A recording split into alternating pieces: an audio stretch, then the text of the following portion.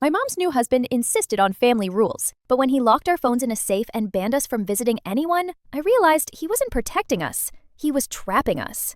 I was 12 when Marcus moved into our house and started rearranging our lives like furniture. Before him, it was just me, my 8-year-old brother Eli, and Mom. Things were messy and loud, and sometimes scary when bills piled up, but at least it felt like our mess. Once Marcus showed up with his perfect teeth, expensive watch, and calm voice, everything became quiet in a way that didn't feel peaceful. It felt rehearsed. Mom met him at the clinic where she worked as a receptionist. He was the security consultant who supposedly updated their alarm systems, but mostly he stood in the lobby charming people, making them feel like a new keypad and a smile could fix their lives. Mom fell for him fast. I didn't, but no one asked me. The first time he came over, he brought flowers for Mom and a remote control helicopter for Eli. For me, he brought nothing. Just a comment. "You're at that age where it's hard to impress you, huh?" I shrugged and stared at the TV. He laughed too long, like he'd practiced that exact response in a mirror. Within 3 months, his toothbrush was next to Mom's. His shoes were by the door. His mug was in our cabinet like it had always been there. Mom started calling him Babe and Honey. Eli started calling him Marky. Marcus called us Kiddo and Buddy, but he never picked a name for me. It was always just you. The first family rule arrived the night he officially moved in. We were sitting at the dinner table, Mom glowing like she'd just won a prize, Marcus resting his hand on the back of her chair like he owned her and the chair and the air around both of them. "So," he said, tapping his fork lightly on his plate, "if we're going to be a real family, we need structure. Structure keeps people safe. That's my #1 job here. Keep you all safe." Safe sounded good in theory. We lived in a neighborhood where you heard sirens at least once a week, but the way he said it made safe feel like a cage instead of a shield. "Rule 1, Marcus went on. "No secrets. Secrets break families. If something's bothering you, you bring it to me or your mom. No hiding, no sneaking, and definitely no talking to outsiders about our business. We handle everything inside this house. Fair?" Mom nodded eagerly. "Oh, I like that." Eli bobbed his head because he copied whatever Mom did. I stared at my mashed potatoes. "Can you say yes, Marcus?" he asked, his voice gentle but with steel under it. "Yes, Marcus," I muttered. He smiled, satisfied. "Good girl." That phrase made my skin crawl. Over the next few weeks, new rules kept appearing like pop-up ads you couldn't close. No closed bedroom doors in the daytime. No headphones in the house because you need to stay aware of your surroundings. No sleepovers. No walking home alone even though I'd been doing it for 2 years. At first, Mom said they were reasonable. While she folded laundry, she'd say, "The world is crazy, baby. He just wants us safe." Then came the phone rule. It was a Sunday afternoon when Marcus hauled a small gray safe onto the kitchen counter and set it down like a new appliance. "What's that?" Eli asked, eyes wide. "This," Marcus said cheerfully, "is how we're going to start focusing on being together instead of glued to screens." He opened the door and tapped the empty metal inside. "Every day when you come home, phones go in here. They stay here until I or your mom decide you can use them. Maybe after dinner. On weekends, we'll see. Technology is a privilege, not a right." Mom bit her lip. "Isn't that a little strict?" Marcus slipped his arm around her shoulders. "Babe, you told me you're worried about the stuff online. Predators, bullying, weird content. This keeps them safe, and it saves you from nagging them all the time. I'll handle it." She exhaled like he'd just taken a backpack full of bricks off her. "Okay, you're right." He turned to me and held out his hand. "Phone." My phone was my last piece of independence. My group chat. My notes app full of half-written stories. And most important, my dad's number. "You can't just take it," I said quietly. He stepped closer, still smiling, but now his eyes were flat. "Sure I can. I'm not taking it. I'm managing it. There's a difference." "Riley, don't be rude," Mom snapped. "Hand it over." My chest felt tight, but I dropped it into his palm. He put it gently inside the safe like he was doing me a favor. After that, every day when I came home, he was waiting near the kitchen. "Phone," he'd say, hand out. If I was 5 minutes late because I stayed to finish a project or talk to a friend, he'd ask for a full explanation. He installed a tracking app on our phones for safety. He turned off my FaceTime with one comment. "No video calls unless we're in the room." The first time I realized this wasn't about safety was when he banned us from visiting anyone. It started with my dad. My dad lived in a tiny apartment 1 city over. The couch sagged in the middle, the wallpaper peeled, but it always smelled like coffee and garlic bread. He and Mom split when I was 7. He never had much money, but he always had time. He came to my soccer games even when he was late and had to stand at the fence. He remembered the names of all my friends, the exact way I liked my grilled cheese. After the divorce, we saw him twice a month like clockwork. Until Marcus. At first, Marcus didn't say I couldn't see Dad. He was nice about it.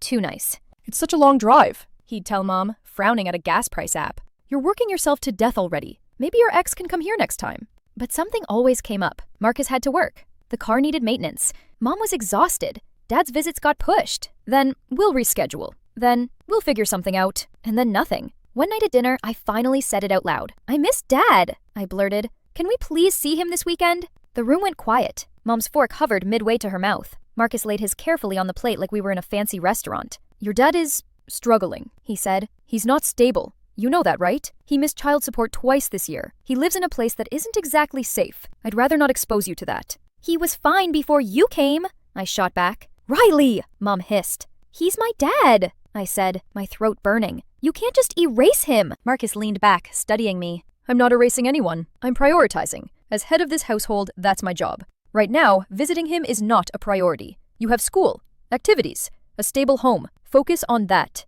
"It's not your decision," I said. He smiled a small, cold smile. "Actually, it is."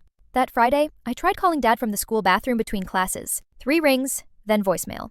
I texted him, "I miss you. Can we talk tonight?" No response. Another week passed. Every call went straight to voicemail. When I tried his number from the dusty landline in our kitchen, a robotic voice said, "This number is no longer in service." Something twisted so hard in my gut, I had to sit down. When I asked Mom, she just sighed. I haven't talked to him in weeks. Last time we spoke, he sounded off. Maybe he changed numbers. Marcus shrugged. "Sometimes people like that disappear when you call it their behavior." "People like what?" I asked. "Unreliable, unstable, selfish," he said casually. "Sometimes they just drift away when they decide responsibility is too much." "You don't even know him," I said. He just smiled. A few days later, the no visiting rule became official. We were in the living room watching a makeover show. Mom glued to the before and after shots. Marcus scrolling on his tablet. Eli lay on the carpet, driving his toy cars in circles. I sat in the armchair, pretending to read, but mostly thinking about my dad's dead number. Marcus cleared his throat. "Okay, family. New rule." My stomach dropped. "No more sleepovers," he said. "No more going to friends' houses for now. Crime's up, people are crazy, and I work in security. I see things you don't. If your friends want to see you, they can come here where I know it's safe and supervised." Mom frowned slightly. "Marcus, that's a bit much, isn't it? You're the one who's always saying you're scared something will happen to them," he said smoothly. "I'm just giving you peace of mind." She hesitated, then nodded slowly. "I guess that's true. What about Dad's place?" I asked, my voice small. Marcus didn't even look up. "Especially not there." After that, my world shrank down to 2 locations. School and home. No mall, no birthdays at other houses, no hanging out anywhere he couldn't watch. My friends started drifting away. It's hard to stay close to someone who always says, "I can't. My stepdad won't let me." Eventually, they stopped asking. The only adult who still looked at me like me and not a potential problem was Ms. Patel, the school guidance counselor. She smelled like peppermint tea and always wore giant earrings shaped like planets. "You seem quieter this year," she said one day when she called me in just to check in. "Is everything okay at home?" I thought of the safe of phones. The hallway camera Marcus installed just in case someone breaks in, angled perfectly at our bedrooms.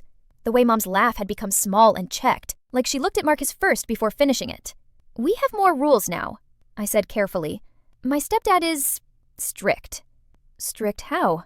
she asked gently. "He just worries a lot," I said. "About safety." Her eyes softened in a way that made my chest hurt.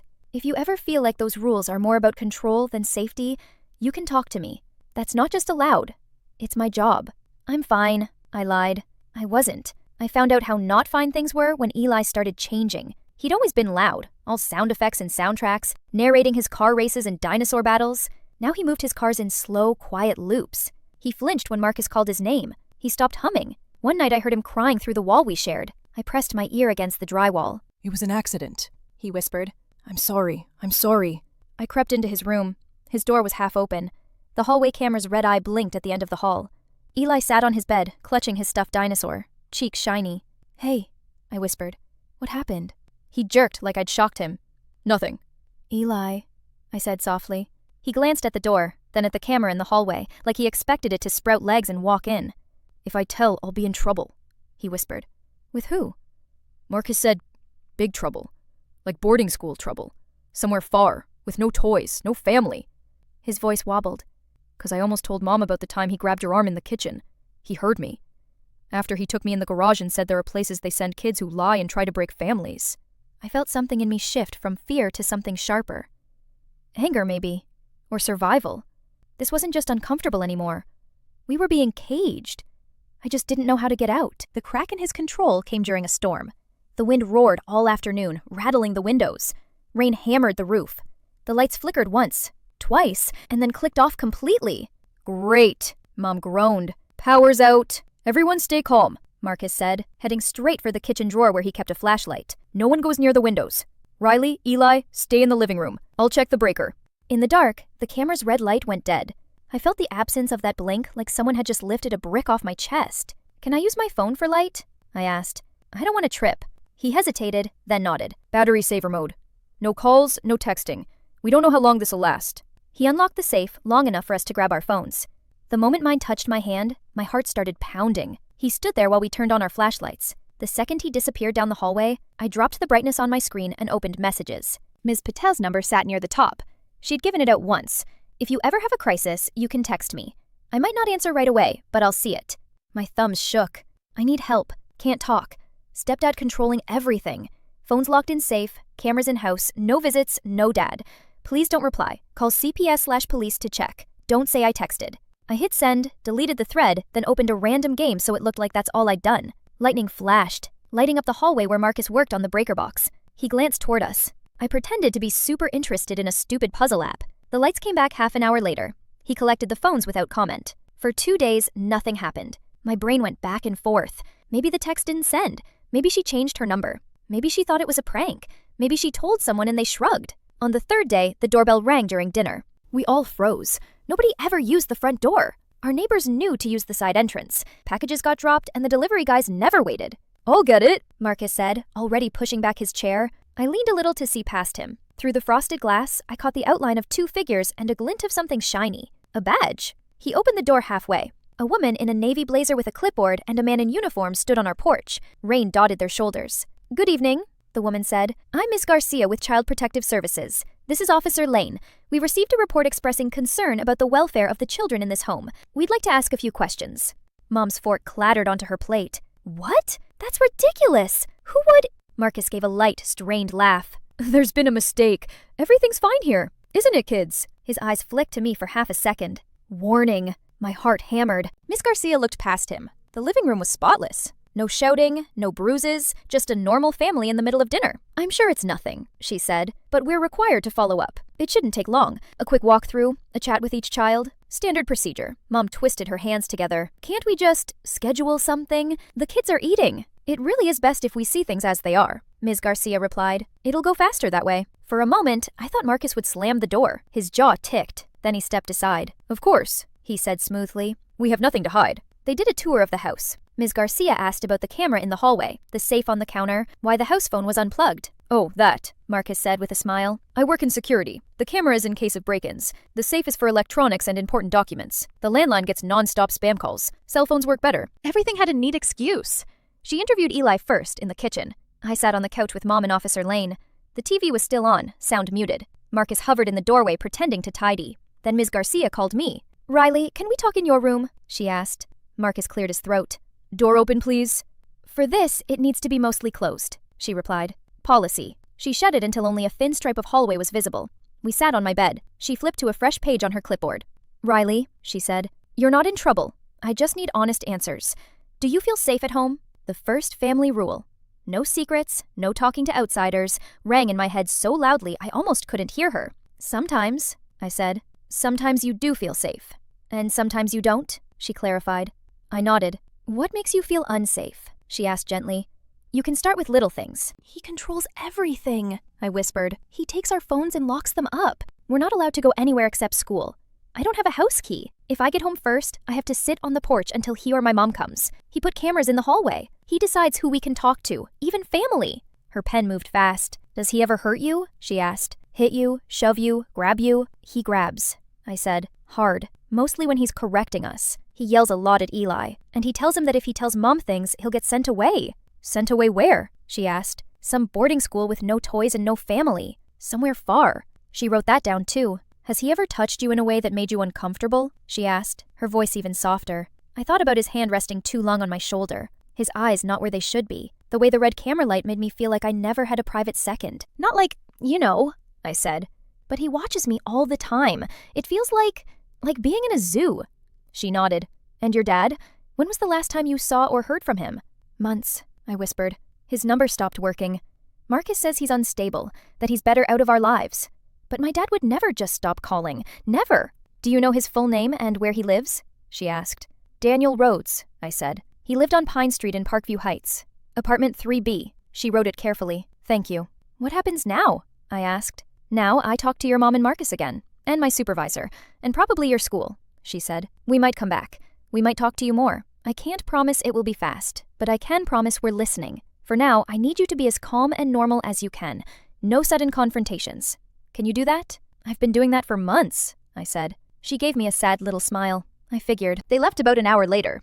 The second the door shut, the air in the house changed. Kids, go to your rooms, Marcus said, voice like ice. Mom just stood there, eyes shiny, saying nothing. We went. For a couple of days, Marcus barely spoke. He walked the house at night, floorboards creaking. He checked the locks 3 times. The hallway camera's red eye blinked like it was nervous too. On the 3rd morning, he woke us before dawn. Pack a bag, he said from the hallway. Just basics. We're going on a little trip. Mom sat up, bleary. What? Where? Cabin, he said. Out of town. No neighbors, no distractions. We could all use time away from prying eyes, don't you think? Prying eyes? My mouth went dry. Is this because of CPS? Mom asked, voice shaking. It's because I'm not going to let some bureaucrats tear our family apart over lies, he snapped. Then his voice softened. We just need space. Time to think. Now pack. In my room, I stared at my backpack. Every cell in my body screamed, don't get in that car. Somewhere in another office, someone was looking at Ms. Garcia's notes. Someone might be calling Parkview Heights police, asking about a man named Daniel Rhodes whose number suddenly went dead. If we left now, we'd disappear off their radar, just like my dad had. Mom appeared in my doorway, a suitcase half-zipped in her hand. Riley, she whispered, please don't make this harder. He's scared they'll take you away because of a misunderstanding. Did you tell them the truth? I asked. About the rules? The phones? The camera? Dad! She looked at the floor. It's complicated. It's not, I said. You just don't want to see it. Enough! Marcus called from the hall. Car! Now! We filed out to the driveway. The sky was pale gray. The street empty except for Mrs. Flores's car across the road. She was retired and always up early, watering her flowers in a bathrobe. Today her curtains twitched. Marcus popped the trunk. Bags in. My backpack suddenly felt like it weighed 100 pounds. Officer Lane had slipped a card into my palm as he left the other day. If you ever feel unsafe, call this. It was tucked in the front pocket of my notebook, which was inside my backpack. Useless without a phone, unless I got to a phone that wasn't his. Wait, I gasped, clutching my stomach. I think I'm gonna throw up. Marcus frowned. Do it in the bushes, not in the car. I stumbled toward the side of the house. As soon as I rounded the corner, out of his line of sight, I ran. I sprinted across the street, bare feet slapping the pavement, lungs burning. I heard Marcus shout my name, heard the thud of his shoes behind me.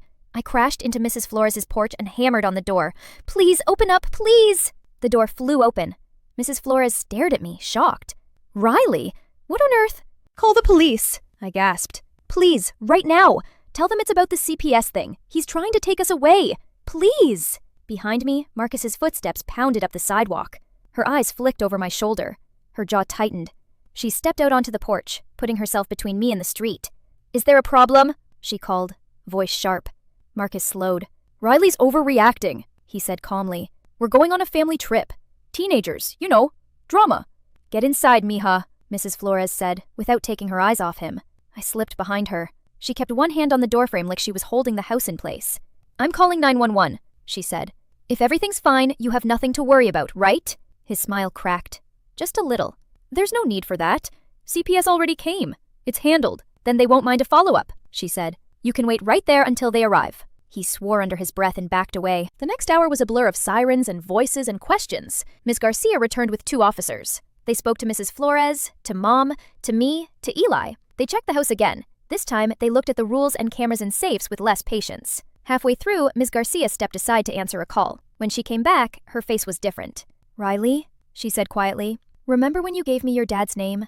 Daniel Rhodes, Pine Street? My heart jumped into my throat. Yeah? We reached out to the police department there, she said. They reviewed some old files. Your father didn't just stop answering. 2 days after your last call with him, there was an incident reported in his building. He died in what was labeled an accidental fall down a back stairwell. The room tilted. It was ruled an accident, she went on, because there was no clear evidence of foul play. But the officer reviewing the file recognized a name that also shows up in our system. Whose name? I asked, even though a part of me already knew. Marcus, she said. Different last name, same work history, same pattern of moving in with single mothers and separating the kids from their fathers. According to the landlord, he was seen around the building a few times before your father's death. Security camera footage from that time is being pulled now. My legs felt like water.